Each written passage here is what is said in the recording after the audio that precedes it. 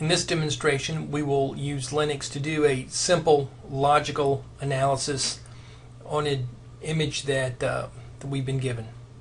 The image will be a small forensic duplicate that was created with DD, and that's something that we showed how to do in a previous demonstration. Now, in a simple logical analysis, all we want to do is to see what files are on the system. That is, we're going to see the system as you would as if it would actually be, for example, booted from a hard drive. So it will allow us to look at all the files in allocated space, which means that we won't be able to see the deleted files or any of the information in slack space, but we'll able to see undeleted files, undeleted directories, and metadata information about the files.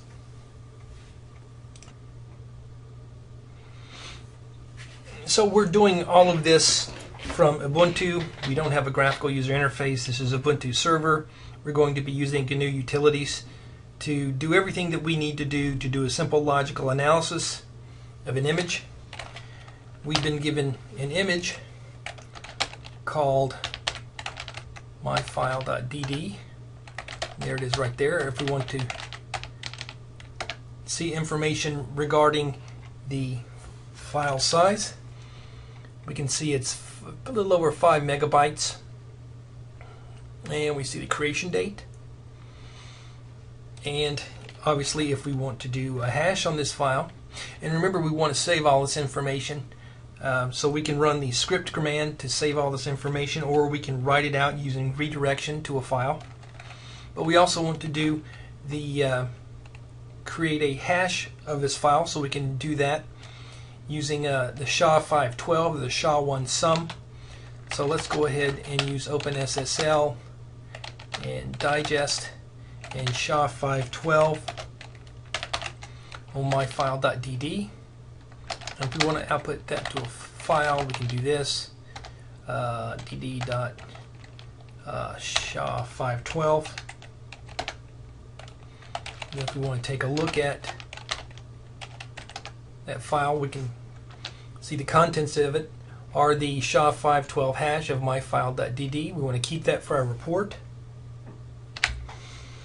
And if we run the file command on myfile.dd, recall from your Linux class that what the file command does is it looks at the signature of the file, which is the first few bytes, and the signature of a file tells you what type of file it is. It's not the file extension that tells you, it's the file signature, because I can name a file anything. For example, I named this one SHA-512.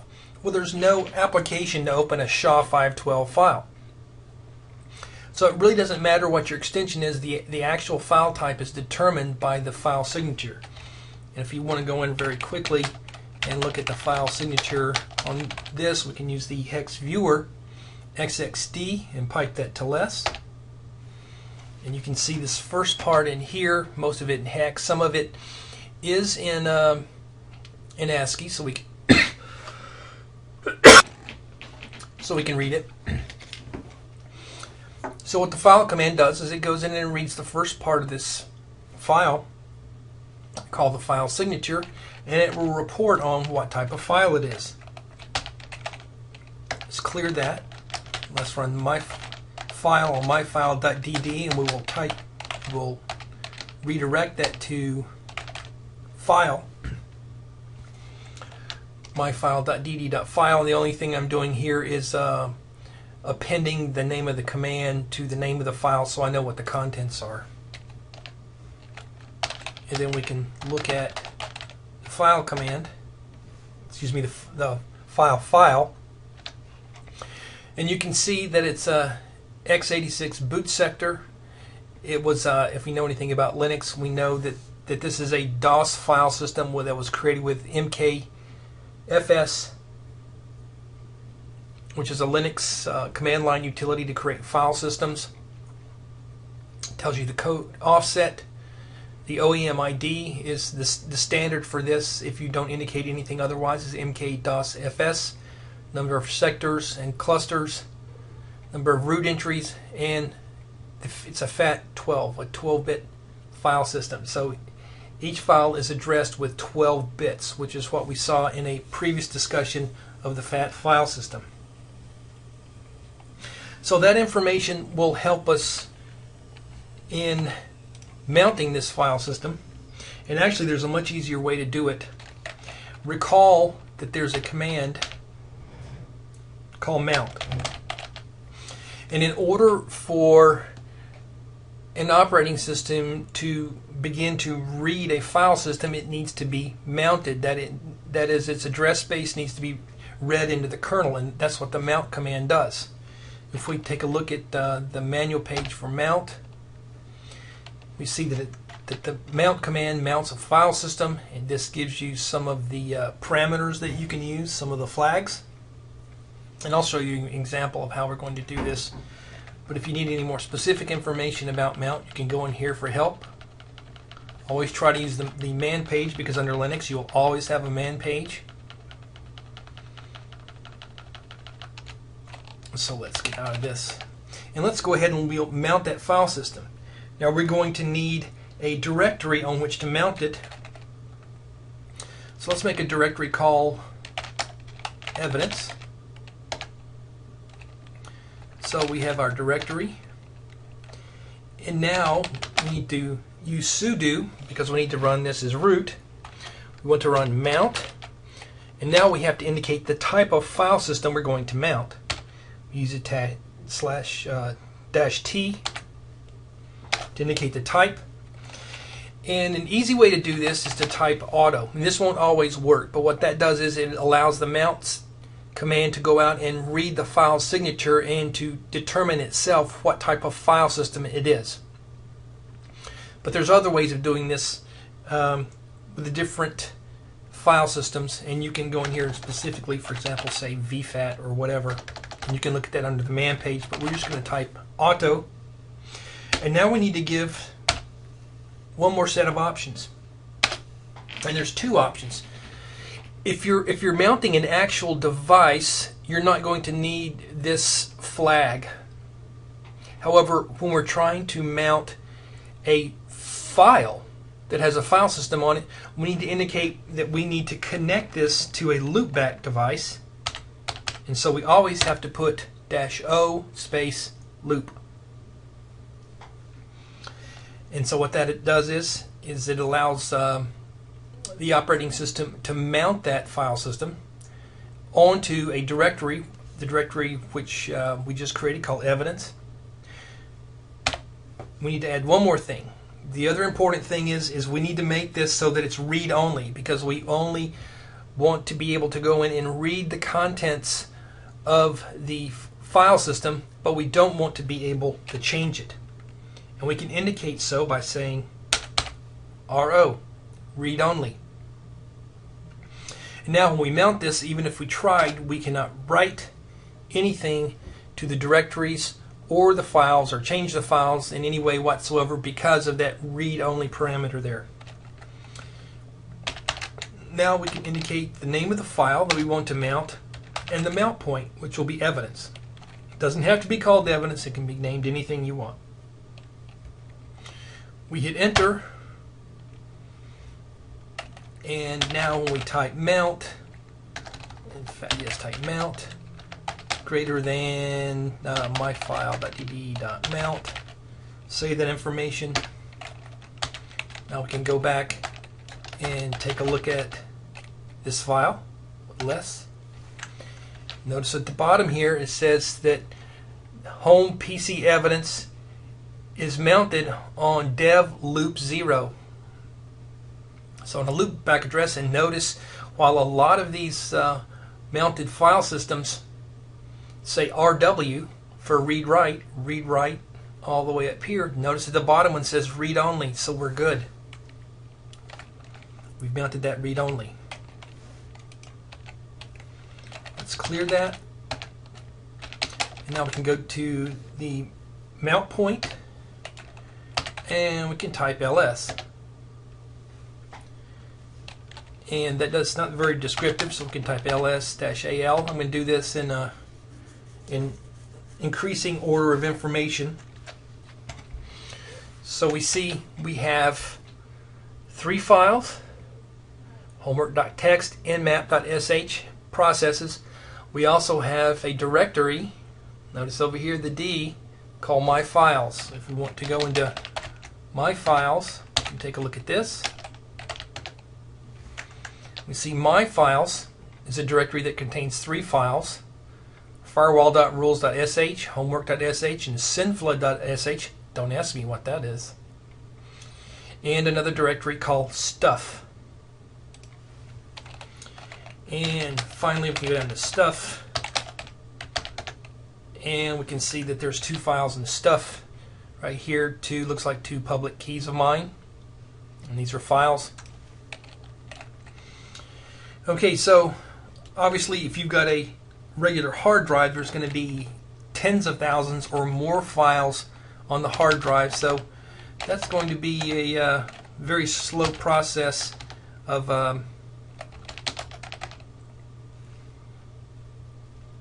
doing a logical analysis of all the files. But what we can do is go back here and type ls-al for all, which means that it gets all the hidden files, L for long listing because we want this metadata about the files,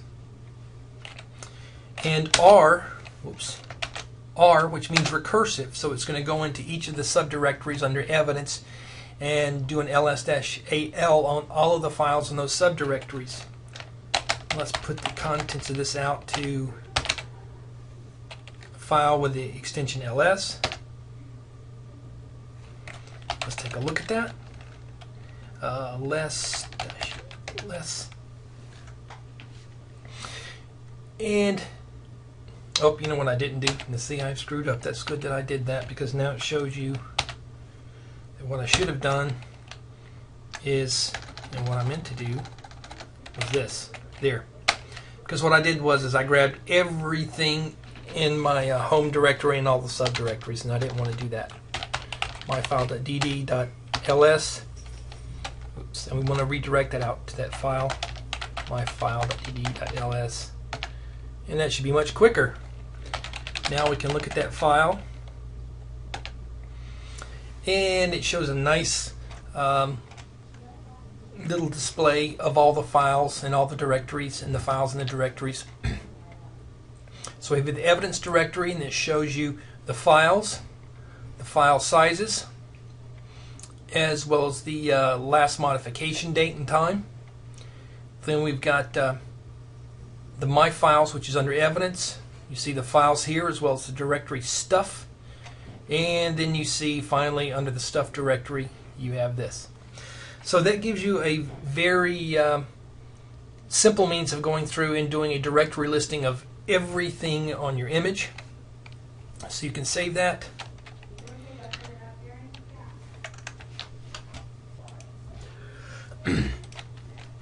And now another thing we can do is, and I'm going to save the easy way to do this until later, but since we only have a few files here, I can show you the easy way to do this.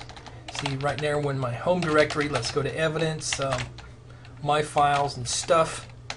And what I want you to do is to look at the file types. Recall that I just said it doesn't matter what the extension is. That doesn't tell you anything about the actual file types. I could name, for example, I could name a document file with an extension JPEG. That doesn't change it to a JPEG. It still remains a Word document file. But if I run the file command on a file, and let's run it on each of these and see what happens, we can see that the file command tells us what type of file each of these is.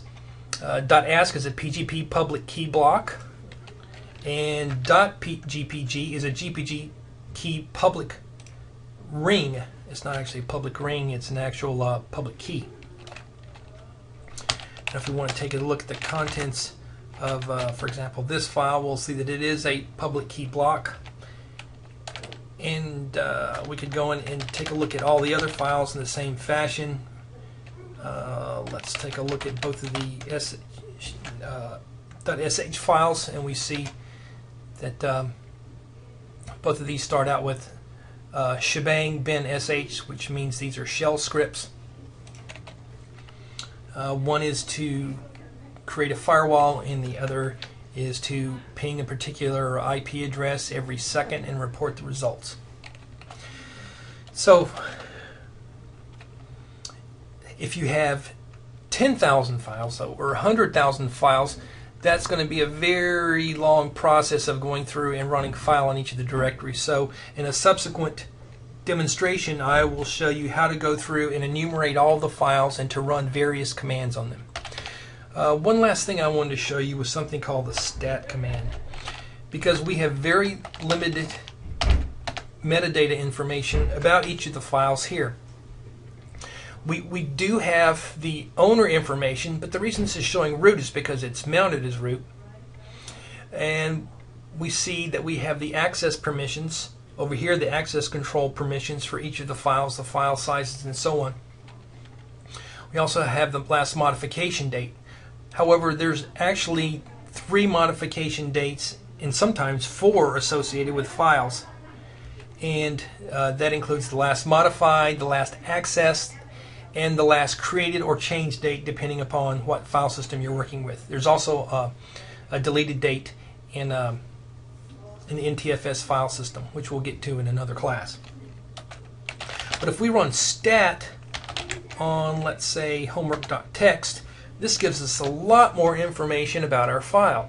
It gives us the file name, the exact file size, the number of blocks that are used by the file, the file I/O block size, which is 512 times 4 here, the fact that it's a regular file, the inode number, which is something we'll get into in another class, the number of links, these are hard links, the access control permission 755, and this tells us what the ASCII nomenclature for 755.